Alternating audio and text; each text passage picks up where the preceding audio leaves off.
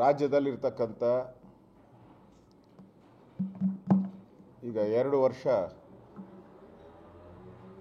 ತುಂಬ್ತಾ ಇರ್ತಕ್ಕಂಥ ಕಾಂಗ್ರೆಸ್ಸಿನ ಬೇಜವಾಬ್ದಾರಿ ಸರ್ಕಾರ ಮತ್ತೆ ತನ್ನ ಚಾಳಿಯನ್ನು ಬಿಟ್ಟಿಲ್ಲ.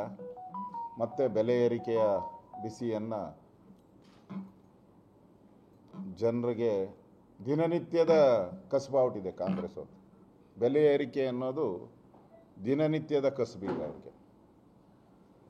ಒಂದು ಕಡೆ ಖಜಾನೆ ಖಾಲಿ, ಬಡ್ಜೆಟ್ ಡಿಫಿಷಿಯೇಟ್ ಬಡ್ಜೆಟ್ಟು, ಸಂಬಳ 2 ತಿಂಗಳಿಗೊಂದು ಸರಿ ಸಂಬಳ, ಆಸ್ಪತ್ರೆಗಳಲ್ಲೇ ಔಷಧಿ ಇಲ್ಲ. ಪಾಪ ಪುಣ್ಯಾತ್ಮ ನರೇಂದ್ರ ಮೋದಿ ಆ ಜನೌಷಧಿಯನ್ನು ಎಲ್ಲ ಕಡೆ ಪ್ರಾರಂಭ ಮಾಡಿ ಆಸ್ಪತ್ರೆಗಳಲ್ಲಿ 40% 50%ಗೆ ಜನೌಷಧಿ ಸಿಕ್ತು ಬಡವರಿಗೆ ಹೆಲ್ಪ್ ಆಗಬೇಕು ಅಂತ ಮಾಡಿದರು. ಅದಕ್ಕೂ ಈಗ ಎಳ್ಳು ನೀರು ಬಿಟ್ಬಿಟ್ಟಾರೆ. ಮತ್ತು ಆಸ್ಪತ್ರೆಗಳೆಲ್ಲ ಔಷಧಿಗಳ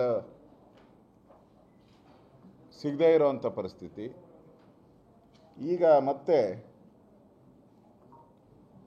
ಆಲ್ಕೋಹಾಲ್ ರೇಟು 3ನೇ ಬಾರಿನೂ ಅನಿಸುತ್ತೆ, ಬಿಯರ್ ರೇಟು 3ನೇ ಬಾರಿ ಏರಿಕೆ ಮಾಡಿದ್ದಾರೆ. ಈಗ ಒಂದೊಂದು ಬಾಟ್ಲಿಂಗ್ ಆಫ್ ಲಿಕ್ಕರ್ ಇದ್ರದ್ದು 1 ಲಕ್ಷ ಇದ್ದಿದ್ದು ಪರ್ ಆ್ಯನಮ್ 1 ಲಕ್ಷ ಇದ್ದಿದ್ದು 2 ಲಕ್ಷ ರೂಪಾಯಿ ಮಾಡಿದ್ದಾರೆ. ಮೊದಲು 1 ಲಕ್ಷ ಇತ್ತು. 100% ಟ್ಯಾಕ್ಸೇ ಎಲ್ಲ ಹೇಳ್ತಾ ಇರೋದು. ಇಲ್ಲೇ ಹೇಳಿದಲ್ಲ, ಕರ್ನಾಟಕ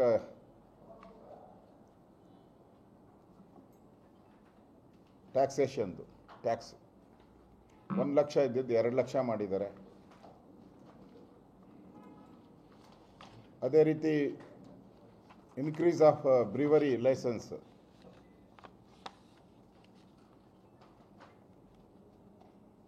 27 ಲಕ್ಷ ಇದ್ದಿದ್ದು 54 ಲಕ್ಷ ಆಗಿದೆ ಪರ್ ಆ್ಯನಮ್.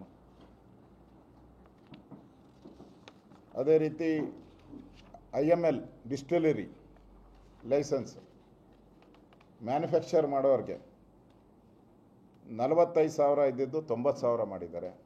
ಅದು ಡಬಲ್ 100% ರೈಸ್ ಮಾಡಿದ್ದಾರೆ. ಲೈಸೆನ್ಸ್ ಅಮೌಂಟ್ ಬಲ್ಕ್ 30,000 ಇದ್ದಿದ್ದು 3 ಲಕ್ಷ ಮಾಡಿಬಿಟ್ಟಿದ್ದಾರೆ. 1000%.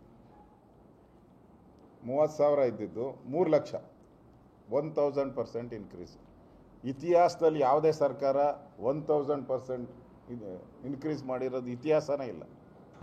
ಆ ಇತಿಹಾಸನೂ ಸಿದ್ದರಾಮಯ್ಯನವರು ಮುರಿದಿದ್ದಾರೆ ಇವತ್ತು.